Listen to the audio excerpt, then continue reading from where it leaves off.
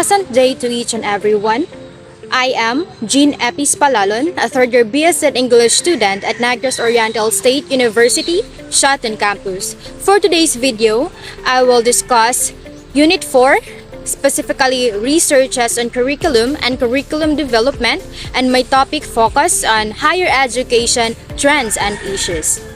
But before we proceed to our discussion proper, let us first have our objectives. At the end of the lesson, learners should be able to appreciate the importance of the trends and issues of higher education in curriculum development, create an infographic that shows the role of the teachers in handling the trends and issues in higher education, and identify the trends and issues of higher education. Let us know what is higher education. The higher education in the Philippines is offered through various degree programs, commonly known as courses in the Philippines, by a wide selection of colleges and universities, also known as higher education institutions. These are administrations and regulated by the Commission on Higher Education, or CHED. In the Philippines, college is a tertiary institution that typically offer a number of specialized courses in the sciences, liberal arts, or in specific professional areas, example nursing, hotel and restaurant management, and information technology. Meanwhile, to be classified as a university, such as state universities and colleges or SUCs, CHED supervise higher education institution or CHES, and private higher education institution and community colleges or CCS.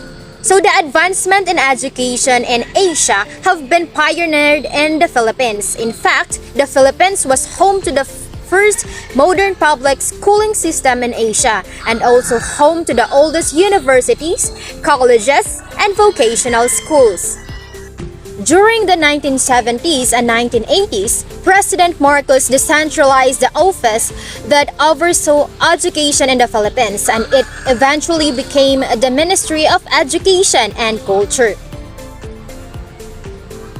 Today, Philippines welcomes students from abroad, with a vast majority of foreign students coming from the America, Korea, and Taiwan, with more than 1,500 institutions to choose from. The Philippines offers enough universities have to foreign exchange students can find a kind of program that they want and take advantage of many of the benefits of studying abroad. Records from CHED showed that the country had 1,573 private institutions and 607 state-run colleges and universities, a total of 2,080 HEIs as of August 2010, generally classified as public or private. Now, let us proceed to public universities. They are all non-sectarian entities and are further classified as state university and college or local college and university. SUCs are fully funded by the national government as determined by the Philippine Congress. LCUs are run by local government units. Now, let us proceed to problems and issues. Number 1, problem and issues: lack of overall vision, framework, plan for higher education. So there is indeed a large proportion of mismatch between training in schools and actual jobs. This is the major problem at the tertiary level, and it is also the cause of the existence of a large group of educated, unemployed, or underemployed. According to the labor sector, the skills needed by the industry but not adequately provided by the academe are the following: communication skills, technical skills, and numerical skills. According to studies undertaken by CHED, the following programs have been considered over are business administration, nursing, teacher education, information technology, and hotel and restaurant management. And for undersubscribed programs are science and technology, agriculture, and fisheries. Now, let us proceed to number 2, deteriorating quality of higher education. There is low performance in licensure exams across all disciplines from 38.6% in 2008 and to 36.2% in 2009.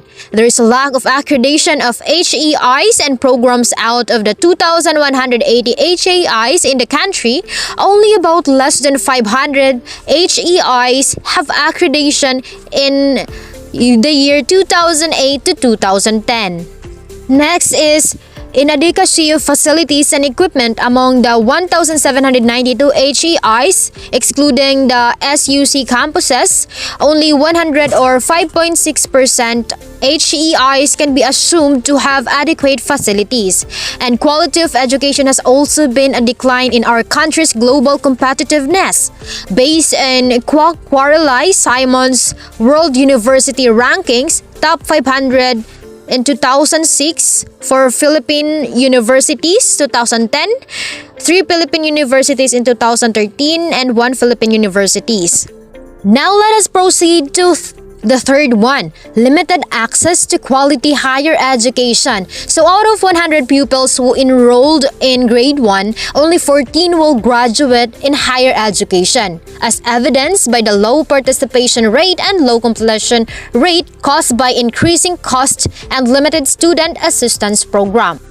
Now we are down to current issues and trends in higher education in general. First one, inequitable access. So under Secretary Diosdado San Antonio from the Department of Education, echoed the importance of flexible learning and optimizing technology in teaching and learning. Subsequently, Executive Director David Bongalon from the Technical Education and Skills Development Authority or TESDA reaffirmed the need for higher education to adapt to new challenges of a VUCA-driven next normal. Number 2, uneven quality. Chairperson Edicio Delatorio of Education for Life shared insights on how to approach adaptations and innovation in Philippine higher education, acknowledging the persisting challenges of social inequality and inequity. It is imperative for changes to be sustainable and truly inclusive to bridge continuity gaps in education. Third, underdeveloped innovation ecosystems. So Dr. Arento elaborated on several modes of teaching and learning, namely blended learning, the flipped classroom model, and micro-online courses that allows institutions to be more flexible and innovative with the curriculum. Additionally, Dr. Arento assented the advantage of gradeless learning as a way to encourage both teachers and students to be more innovative in the classroom. By uncoupling learning from alphanumeric grades, gradeless learning bolsters students' intrinsic motivation, whereby the aim of learning shifts from achieving a particular grade to engaging with meaningful feedback and pursuing intellectual interest. And lastly, an increasing lack of complementarity of public and private education. So the importance of private-public partnerships in education and learning, where there should be greater incentives for collaboration and innovation. Similarly, there should be greater investment in education to provide every learner with what he or she needs to engage in learning. Also, with digital technology as a major disruptor, barriers to learning like digital infrastructures and multimedia access should be addressed. Moreover, to address issues of complementarity, it is critical to specify the roles of the government, public, and private higher education institution. We all know that pandemic has resulted in teaching and learning, doing research and doing extension work in extraordinary times. Moreover, the pandemic has been a period of disruption that transformed how teachers interact with their students, colleges, and the public in a virtual world. Nonetheless, the pandemic has also opened the world of opportunities for the higher education sector. This includes shifting paradigms in teaching and learning, experimenting with innovative modes of delivery, and introducing lifelong education as the higher education sector moves into the next normal. So that's all for my discussion, and I have here a question. As future teacher, why is it important to know the trends and issues of higher education? Feel free to give your insights with this question. Thank you and God bless.